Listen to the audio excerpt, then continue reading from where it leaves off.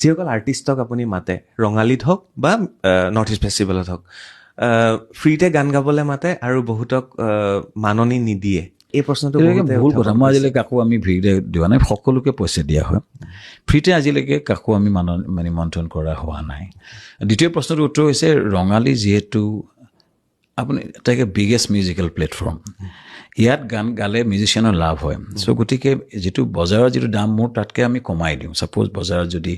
1 লাখ হয় আমি 40-50 হাজাৰ সকলোকে দিয়া হয় আজিলৈকে কাকো নিদিয়াকৈ এজনো ব্যক্তি ৰখা নাই কিন্তু যে NH উইকেণ্ডে যেতিয়া তুমি গান গাবলৈ যাবা তুমি প্ৰাইজ খুজিব নোৱাৰা ৰঙালীত ষ্টেজটোত মানুহ যিসকল বিখ্যাত হৈ যায় কাৰণ 1 লাখ মানুহ ক'ত গোট খায় 1 লাখ মানুহ এইটো চাউণ্ড ছিষ্টেম কাৰণ চবকে যদি একেবাৰে মাৰ্কেট প্ৰাইচত দিবলৈ আমাৰ ক'ত স্পনচৰ আছে ব্যক্তিগত স্পনচৰ নাই গভৰ্ণমেণ্টৰ স্পনচৰ বহুত লিমিটেড আমাৰ বাজেটটো প্ৰায় 4 কোটি টকা ক'ৰ পৰা পইচা আহে চ' গতিকে প্ৰথম কথাটো হৈছে প্ৰথম প্ৰশ্নটোৰ উত্তৰ দিছে মই ক্লিয়াৰলি ক'ব খুজিছোঁ আজিলৈকে ফ্ৰীলি কাকো গান গাবলৈ দিয়ে মতা নহয় মতা মানে কোনো মিউজিচিয়ানক আমি ফ্ৰীলি ক'বলৈ মতা নাই বাকী হৈছে যিসকল আমাৰ ষ্টেজত গান গায় আমি এটা মাননি দিয়া হয় কিন্তু মাননিটো কম আমাৰ যিহেতু আমাৰ ব্ৰেণ্ড ভেলুটো বহুত ডাঙৰ